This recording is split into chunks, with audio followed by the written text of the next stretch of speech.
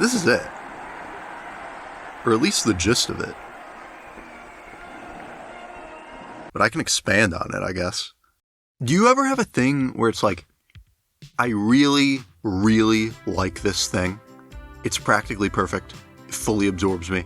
I can't get enough of it. Please just inject it straight into my veins.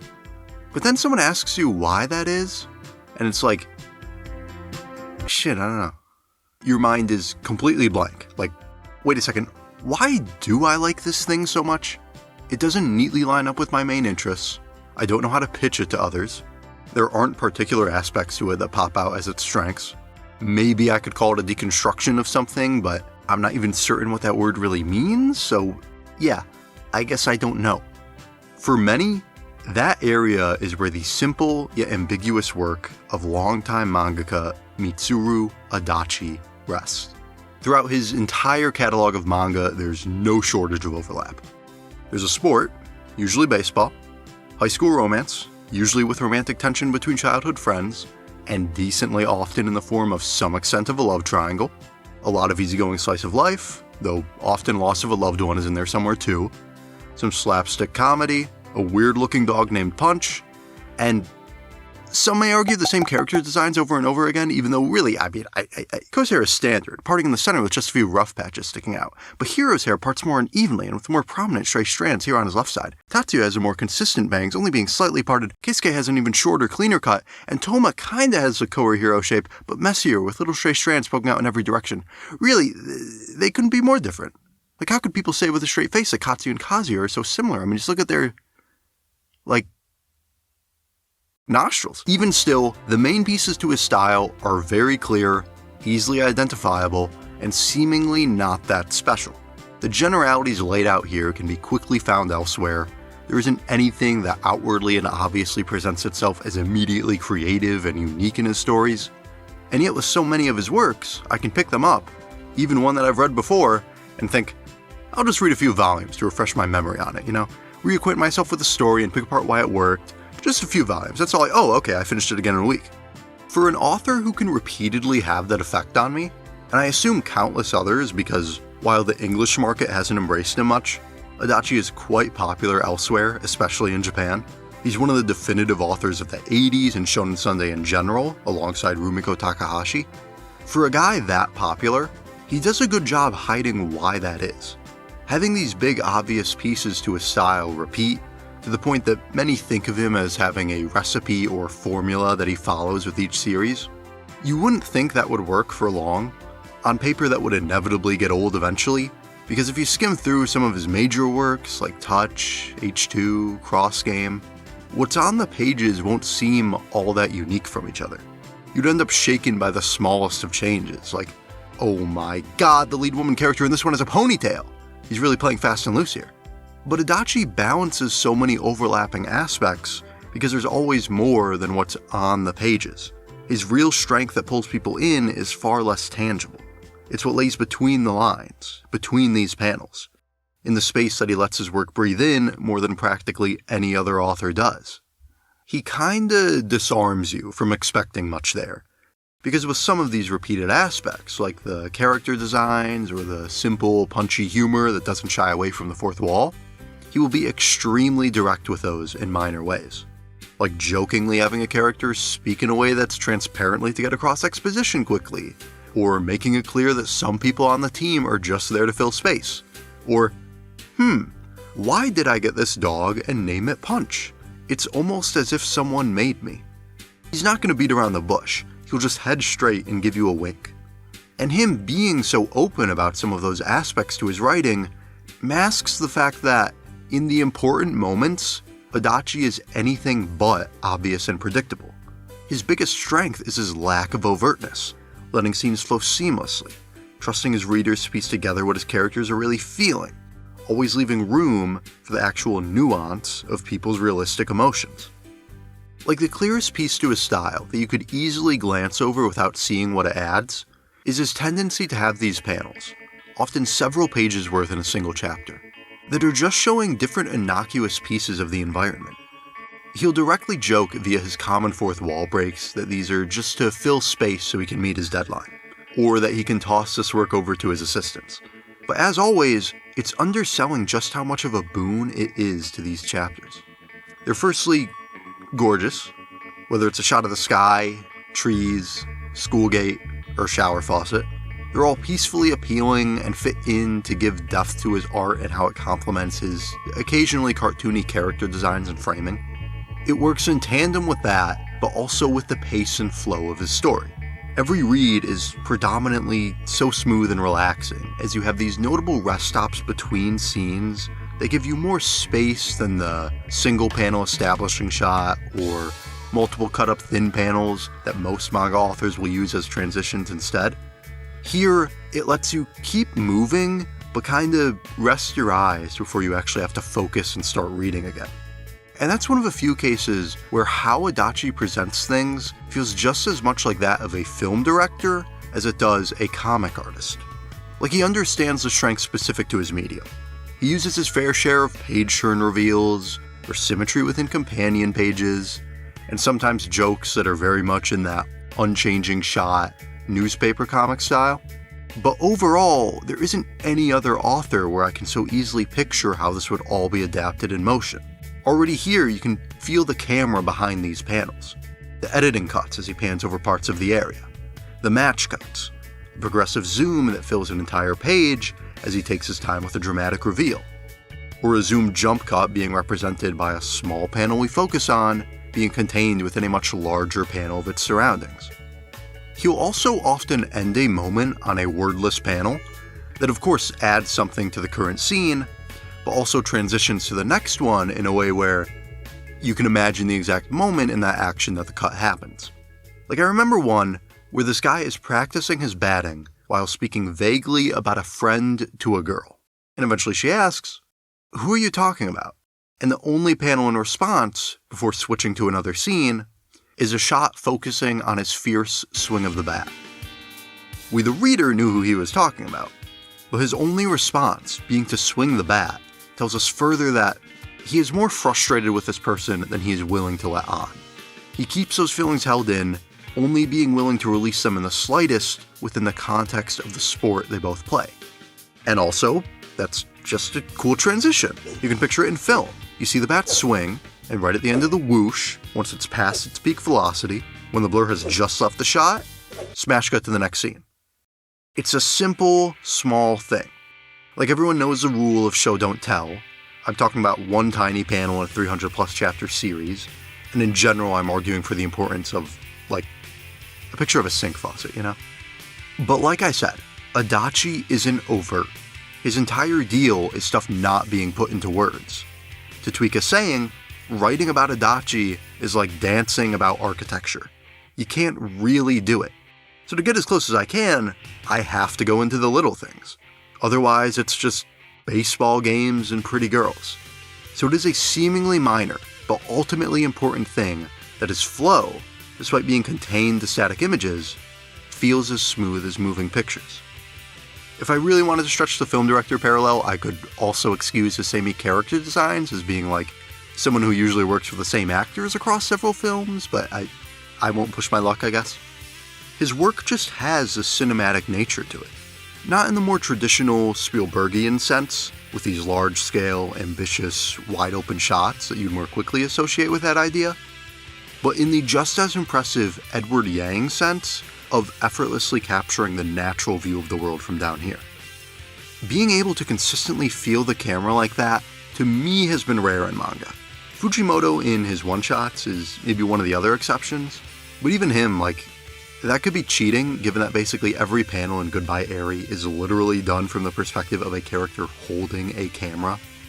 With Adachi, even if it's just him wanting to fill up pages before his editor gets mad, I wouldn't mind if some chapters were half filled with these panels.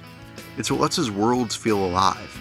It offers a soothing advantage to his patient flow over other authors who don't allow themselves the space for panels like these because it seems like the type of thing that would make you lose your reader's attention. It's illustrating the constant, unwavering passage of time. It provides these pages an atmosphere, showing moments of nothing in particular happening, just as would occur anywhere, sometimes. It's the world just breathing, even as two of our characters are having a conversation. and that's a whole other layer to how it works. When these types of panels actually have speech bubbles in them, it can strangely help communicate how exactly the characters absent from those panels are speaking to each other. They belong in a panel like this when lines are being shouted over a distance, or quietly said to oneself, or more uniquely, it illustrates to us when something is being said to a person without looking them in the eye. All these ways that words would simply be put out into the air more so than directly pointed at someone. So that's exactly where the words rest on these pages. This sort of indirectness is key to Adachi's character writing, which is arguably where he shines the most. In no other comic that I've read do I actively think about whether the words are being said while looking each other in the eye or not, much less feel like I consistently have a read on what the answer is without it being objectively illustrated to me. Adachi just gets it. Regardless of whatever tropes he uses, or fourth wall breaks, or silliness, his characters are always so organic. Their true thoughts and feelings are said yet unsaid. They only become clear through almost subconscious actions. Like the scene I highlighted earlier. The swinging of the bat tells you more of what he's feeling than any speech bubble does. That's very representative of his work overall. Characters hide, deny, and lie about their feelings. If you ever see someone actually being vocally straightforward and earnest, there's a good chance it's just to set up a punchline, revealing that they're doing so with ulterior motives. And it's like this all the way down to the very end of each story. The romances don't finish with the pair kissing, saying I love you, and running away together. Even if a single piece of that occurs, it's always too realistically imperfect to not leave you a few different ways to interpret it, wonder what it means, and what it will lead to. It even goes as far as, there's a crucial point in Cross Game, where this guy, and I'll be vague, is asked about his perspective on something. And he's going to give an answer, but before doing so, he flat out asks, "Can I lie?" And the other person says, "Sure." Words are not overly reliable in Adachi's stories. You generally can't take them at face value. Answers given don't reveal as much as the questions asked, or the choices made, or the minorest of actions taken. Lies just act as an easy shield to put in front of yourself, and being able to see through them all and notice the things that point towards the truth is his way of illustrating the genuine care and understanding that his characters have for each other. It works similarly for us as readers and our relationship to the story. Having the space to reasonably interpret what's left out of their thoughts lets us feel like we know these characters better than we would otherwise. Because hearing someone's entire life story does not inherently mean that you truly know them. You feel like you have a real understanding of a person when you're able to, in a way, finish their sentences. These hesitant, roundabout ways of communicating give his characters understated depth below what's just quiet simplicity at first glance. And that's something that he took a while to get to. If you look at his first notable series, 9, it's very unsubtle. Character motivations are straightforward, a few of the personalities are more over the top and one note, and chapters are consistently reliant on us literally reading what the main character's internal thoughts are, rather than finding other ways to communicate them to us. And all that together, in my opinion, is not that interesting. I was dragging myself to even read half of 9. 4.5. But within the next few years, the ever so humble Adachi realizes the strength in what he doesn't do just as much as what he does do.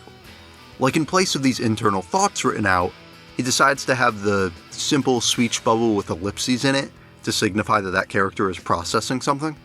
And even later in his career, he often doesn't even need to rely on that to get the idea across. It'll just be in the expressions, in the pacing, in the way panels fit together. It's all these little aspects uniting to fit Adachi's main ethos, which is rarely, if ever, throwing a fastball straight down the plate. He instead wants to write in a way where even in response to the minorest events, you are always trying to think through what the characters are thinking. It applies in the actual baseball games too. He handles the action and draws momentum well, building effective tension and stakes in the games that matter. But beyond that and Adachi's general love of the sport, why it fits with him so well is that it essentially hinges on so many wordless conversations with the pitcher. Whether it's the connection between a pitcher and catcher battery, a pitching duel between opposite teams, or the direct face-off between a pitcher and the cleanup hitter. It's all Adachi's bread and butter. These people are having a dialogue while being 60 feet apart and silent. His focus isn't on, crazy, superhuman sports plays and mind games, where, I know that he assumes my instinct is to throw a fastball here, so because of that, I'll switch to a slider. But he knows that I'm aware enough to choose that, so in actuality, I'll switch to a curve, the thought process leading to which he could easily think of as well. So my true move will be to invent a brand new pitch where you stand backwards and only hold the ball with your pinky as you throw. That's not it. The strength is much more in how the ball and the bat speak for these characters, as letting a third strike go by doesn't just mean that this guy was too slow for the pitch. That's why classifying his work as sports series never feels like a great way to advertise them. The actual sport in action is not as much of a focus as most other series in that genre. On a given team, he usually only establishes, on average, maybe 3-4 players. Generally the pitcher, the big smart catcher, and probably a cocky comic relief guy. The rest? They're lucky if they even get names. The main exception is H2, where they have the battery and the comic relief, who's actually given further depth in this case. But also, given this one's his largest story, and part of it is about building a team from the ground up, there are 4 other members with their own little arcs building up to them joining, plus the coach and manager. And that's almost full team, so nice job, Adachi. I particularly like these guys, Shima and Otake, who joined basically to sabotage the team and help a guy from another school, but gradually they go from planning the team's demise to thinking, wait, baseball's kind of fun. And oh my god, I just hit a home run. Everyone is cheering for me, and this whole stadium, this feels really good. The baseball games themselves are done the best in H2 as well. I'd probably say that about everything with H2, to be fair. It's easily my favorite of his works, and I think it has the most depth to the relationships in it. I'm already impressed enough that Adachi repeatedly pulls off the eye-roll-worthy trope of love triangles. And here he even makes what's basically a love square work. What the hell? That shouldn't be possible, but yeah. So the baseball aspect is what I can most confidently praise about H2, since you have more games here played against actual characters and not just against, the other guys. Still probably not enough of a focus to comfortably fit in with other sports series though, and I think being stuck in that in-between spot genre-wise is part of why Adachi's work doesn't catch on with as many audiences. You probably get a lot of people who see it and think, sports? Pfft, come on, I listen to Weezer, this isn't for me. And then on the other end, people who do come looking for that action could easily read it and think, hey, what's up with all this time spent doing nothing? Where's all the baseball? But all that nothing is so key. The use of silence and emptiness is seen in relationships, baseball, and also just general plot points. So often, the story is building up tension in one way or another, gearing up for this do-or-die moment. And when we finally get there, we don't see that moment. We see the build-up, and if there's a reveal, it's only of the aftermath. That leaves a blank that usually isn't difficult to fill in yourself. It's just clear that Adachi rarely wants moments where everything is laid out on the table for everyone to see. What in other series would be these big, 2-page spread images, or page-long monologues, he'll either leave it out or camouflage it. He'll often have these really poignant and important lines, but they're just slipped into such innocuous conversations that pass by as normal and don't have their importance emphasized for you. They show up in that lifelike way, where only one of the people there is going to remember these words and be affected by it. The rest, even the person who said it, will forget. So you could easily pass through them as well. He, in a way, connects the reader deeper to the story by just treating them how he would another character. In an interview Adachi had with French publisher Le Figaro, there were 2 particular things he said that relate to this. First, he confirmed that the imagination of his readers is something that he's very dependent on in his writing. Second, he stated that his secondary characters have a fundamental role and are more so allowed to express the feelings of main characters who are not necessarily the most expansive. If you look at the characters in that role, you can so often see them just observing. quietly acknowledging and wondering about the words and actions of our leads. And often, the most direct and reliable statements we get written on the actual page come from those characters piecing together what they've absorbed. So they essentially rest exactly where Adachi wants to place the readers. Not omniscient, not inside any character's head, but close enough to observe the minutiae, wonder the implications, and infer.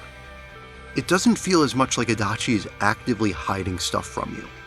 He's just, in these moments, trying to place you fully within his story. He really seems to strive for that involvement and connection to the reader, which weirdly I would think also ties into the complete other end of his writing, with how he gets away with his constant fourth wall breaks. Unabashedly shilling for whatever works of his are currently stocked in stores via his self-insert character, making other characters praise him, or directly and transparently defending against the common criticisms thrown at him. It's just giving another part of himself to the readers. I specifically remember, in a late chapter of H2, the narrator is going on about seasons and the passage of time, as he does quite often. But then, as that narrator says time has flown by, Adachi finishes the speech with, "Thanks for wasting so much time with me." It's just so sweet. Most authors would save that for interviews, Q&As, or the little blurb at the start of a volume. Here it's squarely in a chapter. You having a role here isn't a secret. It all shows that Adachi trusts you. While he presents his work as a simple, funny, sports/romantic comedy in which the author definitely, by far, does not ever make continuity errors, the main dynamics within it all have realistic nuance, and instead of hammering that home too, he just trusts his audience to read into it themselves. To not gloss over the conversations during the walk to school, or while having a drink at the cafe, and to make notice of the time between those moments. He trusts you even to find the clarity in what at first glance seem like very open-ended final chapters. He hides the depth and range of his stories in plain sight, within the surplus of literal and metaphorical space on the pages. That's what differentiates what, from a surface level, look very similar to each other. When you directly compare his series, like, one thing I brought up as overlapping across them is the loss of a loved one. Death happening without any dramatic effect, and those who keep living having to grapple with that. It's something that occurs in some form in all of his big three baseball series.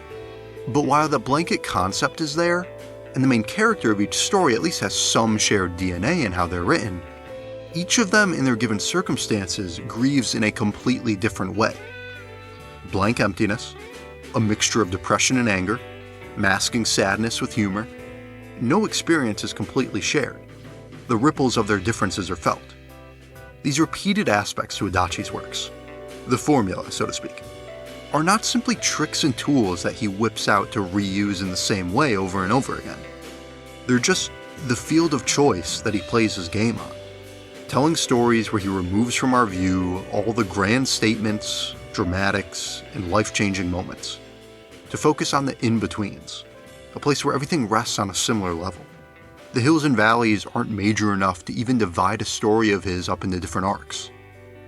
Even after the crucial, high-tense game that dictates whether your team is going to the Koshien or not, the sky isn't too different, the wind blows the same, the walk home isn't any shorter. Tomorrow moves on just like any other day.